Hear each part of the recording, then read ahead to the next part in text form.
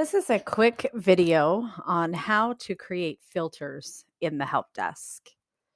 Filters are just saved searches.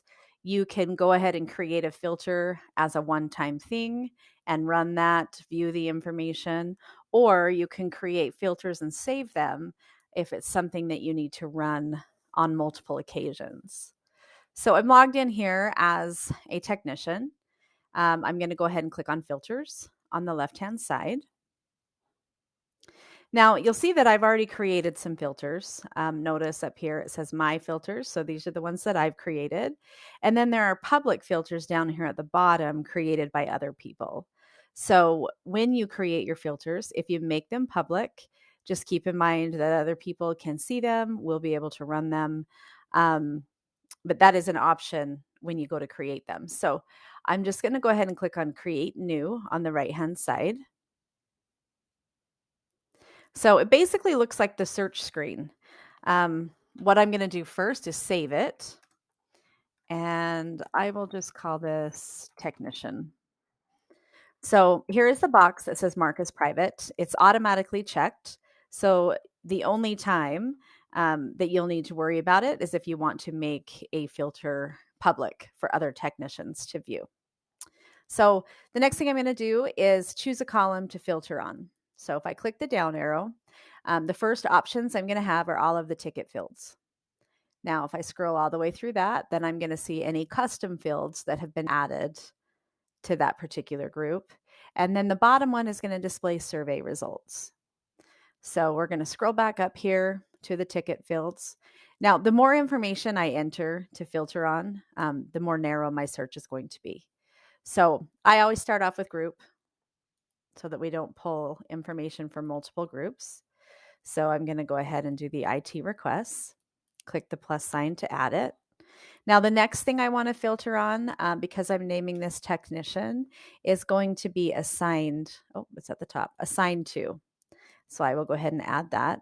Now, this is where I can choose different technicians in the system. So I will just go ahead and first select Ian Happ, and then I'll do Hayward, and I'm going to do one more, Horner. So I have 3 technicians selected. I even could name this by their last names so that I know who it's for. But I'm also going to go ahead and I only want to see open tickets. So I'm going to go ahead and select status and then add that. Now, if I say equals sign not updated, awaiting dispatch, work in progress, I would have to add each one, everything that is not closed. So I'm just going to say not equals closed, just so that it's less selection. Okay, so if this is all that I want to see, then I can go ahead and save that filter. So now the filter is saved. The other part that you want to take a look at is this order over here. You can change the order at any time. You'll just need to save it permanently, or you can go ahead and alter that before you run the filter if needed. So the defaults would be what you're seeing here: the priority, the ticket number, the location. But you can take things off. Like, let's say I don't want to see the category option. And maybe I don't really care to see the location or the priority. Now, I've taken those ones off, but I want to add some too. So I like to see, it defaults the created date, but I like to see the modified date as well.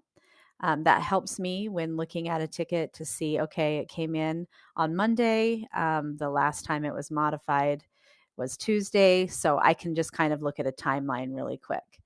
And I do like to see those things right next to each other. So I can go ahead and take that modified date and drag it up so that it's right next to the created date.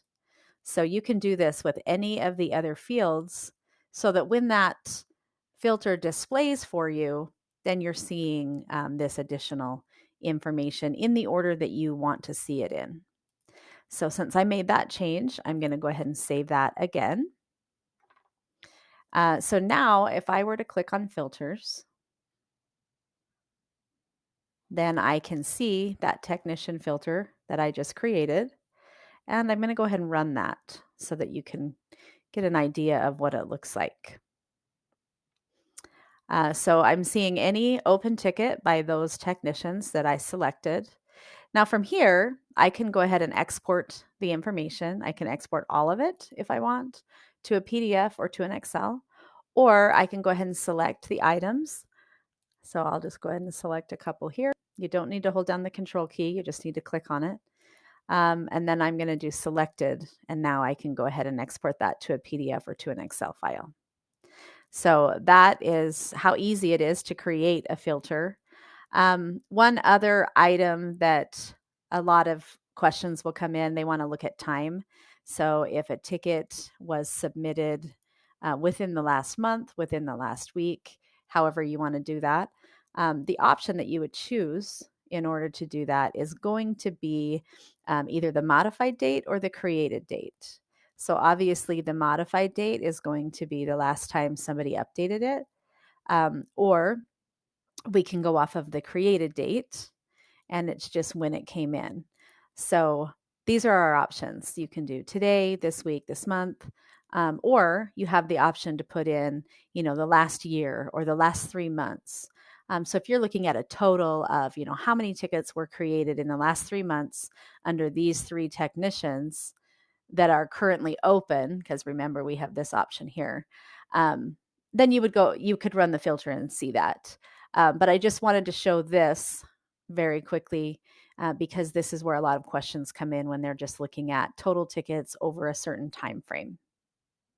If you have any questions, go ahead and contact customer success. We can help you with that, or you can go ahead and give support a call. Thank you for watching this quick video.